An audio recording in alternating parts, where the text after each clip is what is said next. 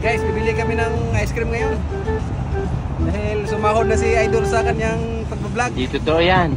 Nilibre niya ako. Bola lang yan. Punta kami doon sa Massimo. Massimo Italian restaurant, ha? Dito tayo daan, Idol, ha? Baba tayo dyan.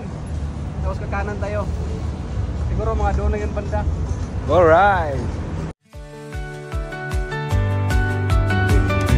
Guys, nandito na kami sa Massimo. Bibili ng ice cream si Idol. Di totoo yan. Kasi nakasahod na siya sa kanyang Di totoo yan. pag-vlog. Bola lang yan. Idol, tara. Guys, Tingnan natin kung magkano yung ice cream. Wow naman. guys, sinamahan ko si General, guys. Bibili daw siya ng ice cream. Ang tindi pala ito na ice cream na bibilihin niya kasi ito. Isang karabaw ng itong mga ating tindiro dito, guys. So guys, berada guys.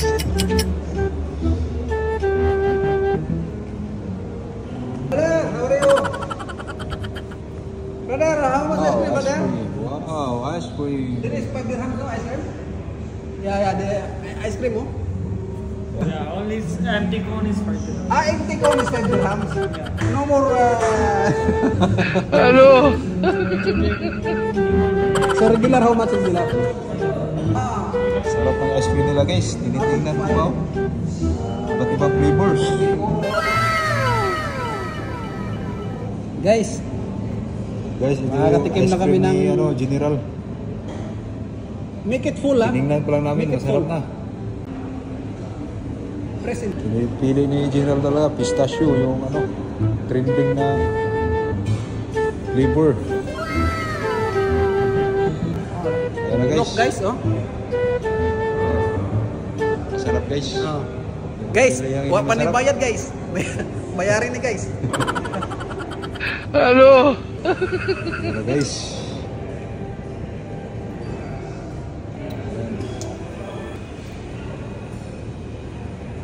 General. Guys, di kamahayan, guys, ang pistachio. Thank you, brother. Oh, unit isa, bayad na. Eh, wala. Ha? Wala yung okay, guys. Magkano na, guys. Yung in-order namin, guys. Lugi sila, guys, kasi ang ganda ng misa dito, guys. Oh. Napakasarap, guys. Pistachio flavor. Sarap.